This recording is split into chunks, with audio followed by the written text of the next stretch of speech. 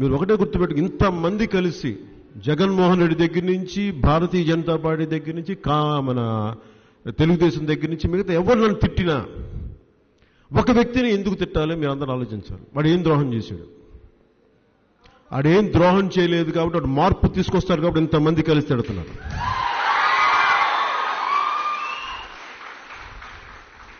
So మనం ఎంత బలమైన వ్యక్తో అర్థమవుతుందా? ఇంతమంది కలిసి ఒకరిని తిడుతున్నారంటే బలం మనకుంది, వాళ్ళకి లేదు.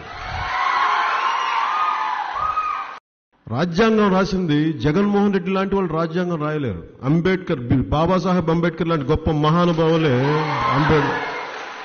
రాజ్యాంగం రాయగలరు. ముఖ్యమంత్రి చంద్రబాబు గారు రాజ్యాంగం రాయలేరు, అంబేద్కర్ మహాశైలి రాయాలి. అలాంటి గొప్ప వాళ్ళు పాలాభిషేకం చేసిన ఎవరికి చేసినా గొప్ప మహానుభావులు చేస్తాం, అంత గొప్ప వ్యక్తులు. అంతే వీళ్ళందరికీ ఎలా ఉంటుందంటే రాజ్యాంగం స్ఫూర్తి కేవలం పేరుకే, కానీ వీళ్ళు చేసే దిగజారుడు వ్యవహారం కానీ, దిగజారుడు పాలిటిక్స్ కానీ ఇలా తిట్టేస్తే భయపడతామని అనుకుంటారు.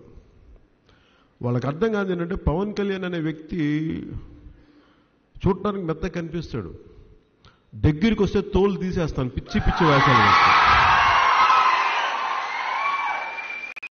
ఇసుక మాఫియాలు చేసే మీకే, స్కాములు చేసే మీకే అంత బలం ఉన్నప్పుడు, అంత మీకు అహంకారం, మీరు ఆధిపత్య పోరు మీరు చూస్తుంటే ఏమీ చెయ్యని నాకు, ప్రజా సంక్షేమం కోసం నిలబడే మాకు ఎంత తెగింపు ఉండదు వీళ్ళు ఆలోచించుకోగలరా?